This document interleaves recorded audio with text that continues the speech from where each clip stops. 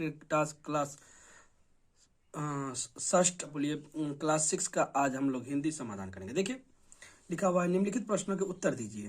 तो पक्षी और बादल किसके डाकिए हैं? देखिए पक्षी और बादल भगवान के डाकिए हैं, तो भगवान के डाकिए में लगा दीजिएगा। उसके बाद देखिए कवि किसको आने के लिए कहते हैं? चंदा को, सूरज को, बादल को। देखिए कवि बादल को आने के लिए कहता है, तो बादल में आप लोग टिक लगा दीजिएगा। निर्जन हमें क्या करने को कहता है? आगे बढ़ने को, मस्ती करने को या सोचने को। देखिए यहाँ पे निर्जन जो है, झरना जो है, हम लोग को आगे बढ़ने की सीख देता है, तो आगे बढ़ने को कर दीजिएगा। कठपुतली के आगे पीछे क्या है? कठपुतली, धागा, आदमी।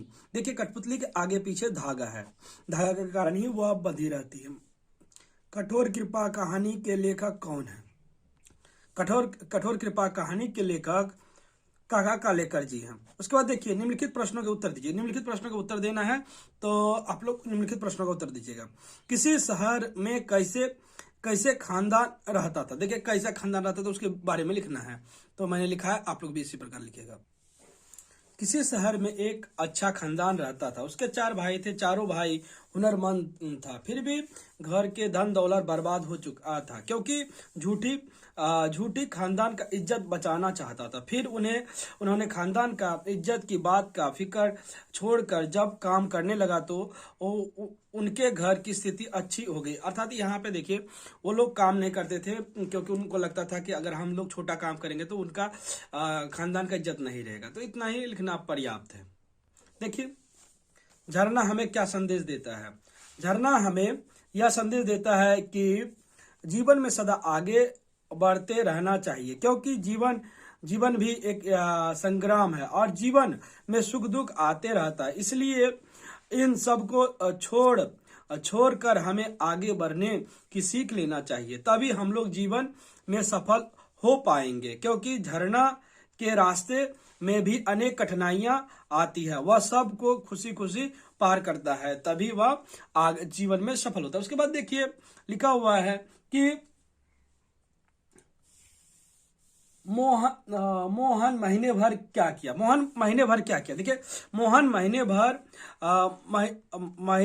भर घूमने फिरने में लगा दिया, कभी यहाँ कभी वहां जाता रहा, पूरी दिन खेलता रहा, किंतु विद्यालय में जो काम दिया गया था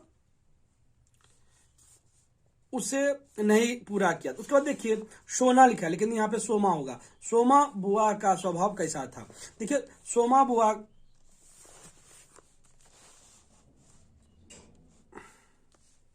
पूरा नहीं किया। देखिए सोमा बुआ का स्वभाव कैसा था?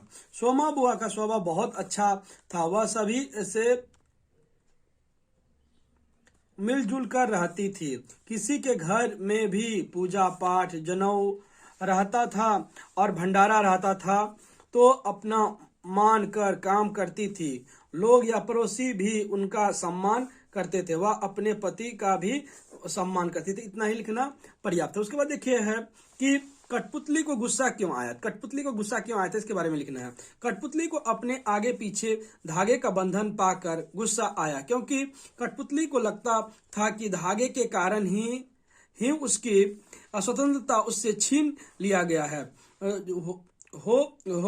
धागे को वह बंधन मानती थी। देखिए इतना लिखना पर्याप्त था। उसके बाद देखिए है कि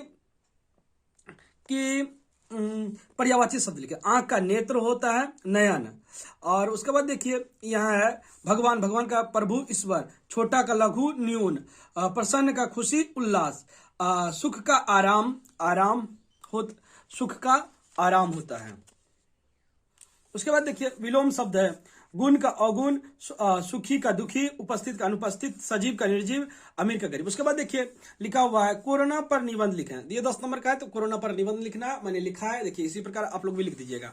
कोरोना वायरस की उत्पत्ति चीन से हुई ऐसा माना जाता है, और यह वायरस बहुत जल्दी ही पूरी दुनिया को अपने चपेट में ले लिया। कोरोना के कारण प्राय सभी देश की आर्थिक स्थिति खराब हो गया, आम जनों से उसके रोजगार छीन लिया गया। इस वायरस के कारण बहुत से परिवार खत्म हो गई, कई परिवार अपनों से दूर हो गए, किसी ने अपने पिता, माँ, बहन बहन को खो दिया।